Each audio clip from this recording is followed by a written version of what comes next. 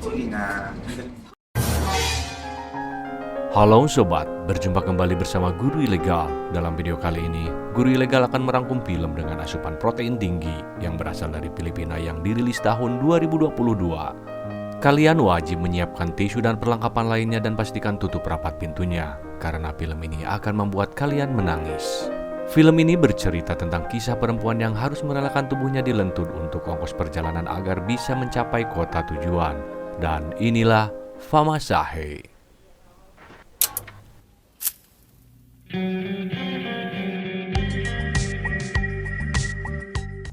Film diawali dengan memperlihatkan seorang wanita bernama Lynette bersama bayi kecilnya di sebuah pelabuhan.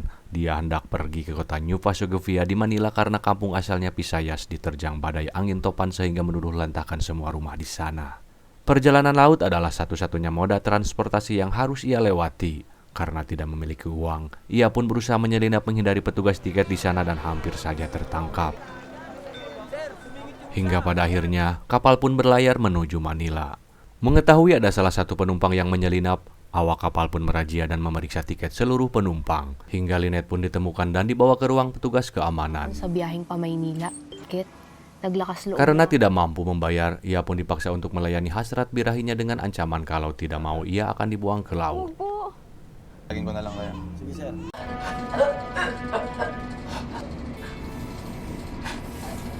Tak sampai di situ saja, dia juga harus melayani dua petugas keamanan bergiliran melentutnya hingga ia pun mengalami pendarahan.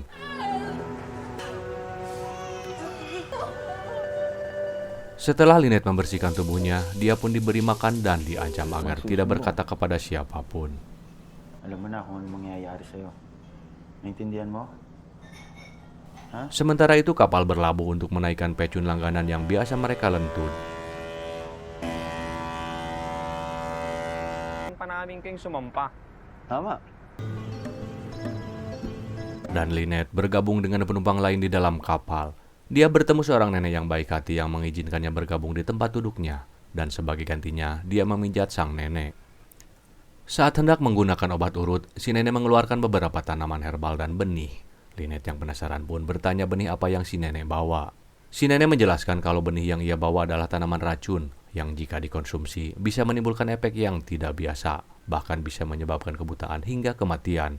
Jika satu biji tertelan, maka manusia akan tewas dalam beberapa jam kemudian. Selepas mendengar penjelasan sang nenek, Lynette pun beranjak untuk beristirahat. Namun sayangnya, istirahatnya tidak jadi karena ia dipanggil petugas keamanan, sehingga ia harus menitipkan bayinya pada sang nenek. Ternyata ia dipanggil untuk menemui kapten kapal yang juga sama-sama ingin merasakan melentut Mahmud. Lynette pun hanya bisa pasrah, karena ia sadar mungkin itu bayaran yang harus ia terima karena harus menyusup ke kapal secara diam-diam.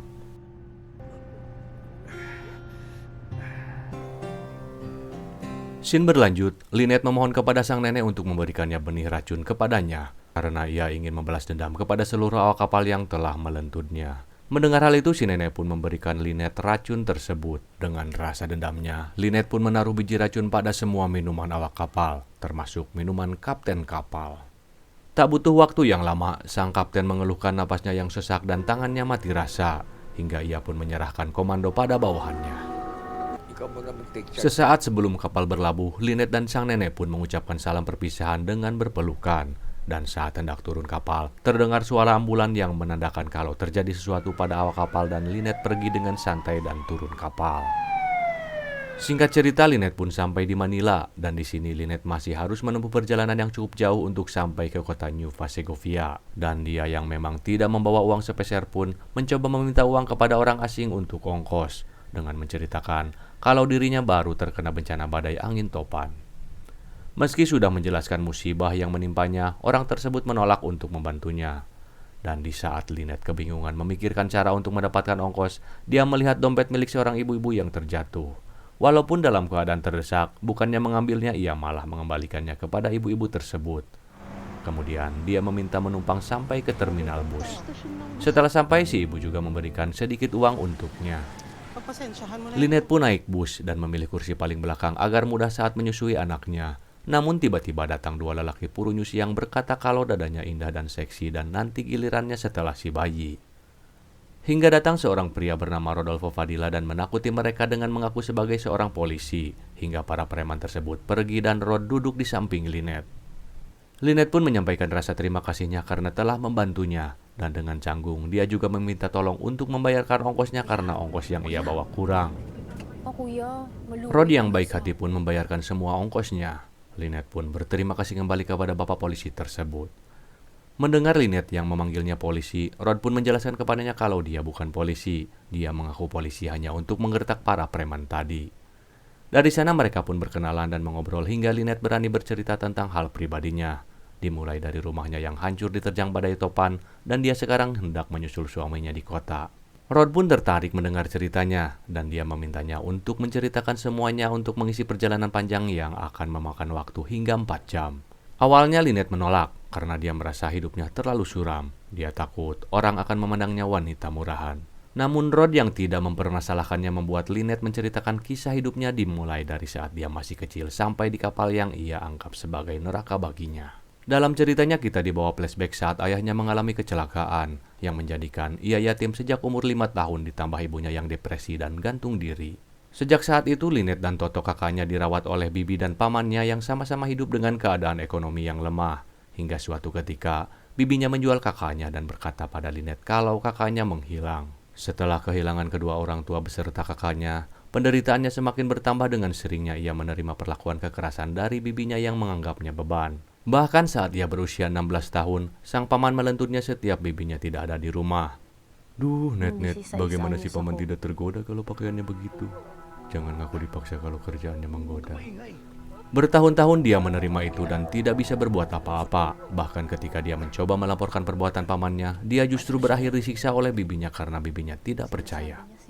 Kemudian mereka mengirim Lynette untuk bekerja di kota Kwejon untuk menjadi pramuria dan menjaga sebuah kedai makanan. Setelah 4 tahun berjalan, suatu hari dia mendapati kabar kalau ada seorang pria yang mengaku kalau dirinya adalah kakaknya dan hendak menemuinya. Singkat cerita, Toto datang menemuinya di kedai. Lynette pun langsung mengenali wajahnya, kemudian mereka pun berpelukan. Setelah mereka berdua berpisah, kini mereka tinggal kembali bersama di New Sogepia, dan Toto ternyata sudah memiliki istri yang bernama Shioni yang bekerja di Jepang. Mereka sering menghabiskan waktu bersama, bahkan Toto selalu membelikannya berbagai macam kosmetik, dan Shioni mengajarkan Lynette untuk bersolek, dan mereka terlihat sangat rukun dan bahagia. Tinuruan niya pa nga akong mag-ayos ng sarili. Namun setiap malam, Lynette sering merasa gelisah, karena setiap malam dia selalu mendengar suara desahan dari kamar kakaknya yang hanya terhalang triplek. Bahkan dia sering mengintip kakaknya menentu di parnya dengan berbagai macam style. Sampai-sampai Lynette tersagene-sagene dibuatnya. Sa sarili ko. Ang sarap siguro magkaasal. Bahkan, dia menjadikan deodoran sebagai alat bantunya. Lynette kini merasa iri dengan Shinoy yang selalu merasakan kehangatan dari seorang suami. Hingga ia selalu berharap memiliki suami seperti Toto yang selalu memanjakan istrinya. Suatu hari ketika Shinoy harus memperpanjang kontraknya di Jepang, Lynette dengan pikiran liarnya menjadikan kesempatan itu untuk merayu kakaknya. Pada awalnya sang kakak menolak. Namun karena tidak tega dan kasihan dengan adiknya, Toto pun dengan terpaksa membantu adiknya dengan memberikan kehangatan yang ia harapkan.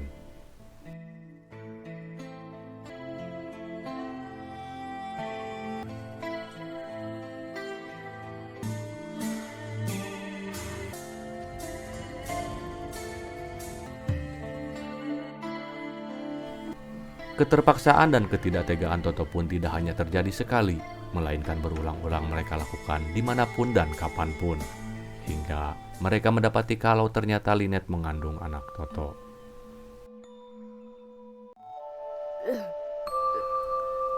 Pada akhirnya mereka memutuskan menyembunyikan semua rahasia mereka dengan membawa Lynette pindah sementara ke desa Pisayas sampai ia nanti melahirkan. Namun ternyata Toto tidak pernah menemuinya hingga ia depresi dan berniat menggugurkan janinnya. Namun dia tetap melahirkannya walaupun tanpa ada siapapun menemaninya. Di sini Lynette menceritakannya sampai air matanya menetes karena dia merasa momen itu adalah momen paling berat dalam hidupnya. Kemudian Lynette meminjam handphone Rod untuk menghubungi Toto. Namun panggilannya tidak diangkat. Setelah setengah perjalanan, di sini Lynette mengenalkan anaknya yang bernama Lindsay dan berjenis kelamin perempuan. Dan di sini, si Rod juga mengenalkan dirinya yang seorang pelaut, masih lajang dan siap menikah. Mengetahui Rod seorang pelaut, Lynette pun seketika berubah, mengingat perlakuan yang pernah dialaminya di kapal sebelumnya. Rod yang heran dengan ekspresi Lynette pun bertanya, kenapa? Saat hujan deras, kernet bus mengumumkan bahwa mereka harus menunda perjalanan karena jalur yang mereka lewati terkena banjir. Dan untuk kompensasinya, pihak bus memberikan pelayanan dengan menyiapkan penginapan bagi semua penumpangnya. Dan demi keamanan, mereka akan melanjutkan perjalanannya esok pagi. Di sini, Rod sangat memperhatikan Lynette. Dia memberikan makan dan membelikan Lynette handphone bekas untuk berkomunikasi. Lynette merasa semakin bingung dan canggung, karena dia bingung bagaimana cara berterima kasih kepada Rod. Namun sungguh tidak disangka, Rod berkata kalau dia hanya perlu menemaninya di penginapan malam ini. Lynette yang awalnya terkejut tidak menyangka, pada akhirnya dia pun mengikuti Rod ke kamarnya. Saat Lynette sedang mandi membersihkan dirinya, Rod pun terlihat kumetap melihat kemolekan tubuh Mahmud, hingga ia pun masuk menghampirinya untuk mencubu dan melentutnya.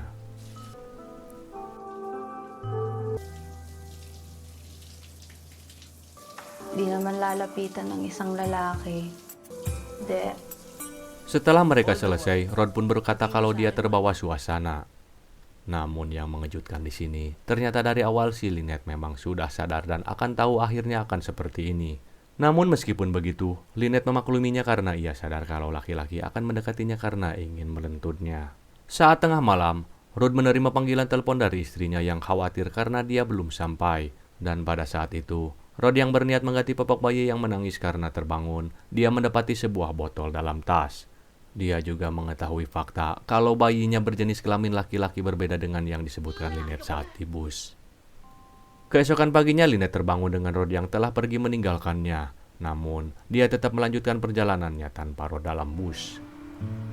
Scene berpindah ke rumah Rod. Di sana terlihat dia sedang menikmati sarapan dengan keluarganya. Dan saat istrinya menyalakan televisi, mereka mendapati berita di TV yang mengabarkan kalau polisi sedang mencari Rod. Karena Rod terlibat kasus penculikan dan penjualan anak di bawah umur sesuai laporan dari seorang wanita yang menyerahkan diri. Ternyata di sini terungkap kalau bayi laki-laki yang Lynette bawa adalah hasil penculikan dari rumah sakit di Capis. Karena bayi perempuannya telah meninggal sejak dilahirkan. Lynette juga merangkai pesan palsu menggunakan HP secondnya seolah dia dan Rod bekerja sama melakukan kejahatan tersebut.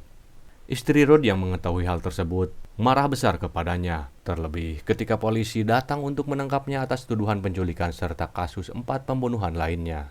Ternyata wanita bejat ini dengan cerdik telah merencanakan hal ini dengan sangat tersusun, dari mulai meletakkan biji beracun di tas milik Rod dan membuat pengakuan bahwa ia disuruh meracuni 4 orang kru kapal termasuk kaptennya. Dan saat Rod diborgol, dia mencoba melarikan diri hingga akhirnya polisi menembaknya. Dan film pun tamat. Kesimpulan dari film ini adalah wanita memang begitu. Kerjaannya menggoda lelaki, kemudian merasa terjolimi dan menghancurkan hidup laki-laki. Pesan buat para wanita, sayangilah lelaki karena lelaki itu dijaga, bukan dihancurkan.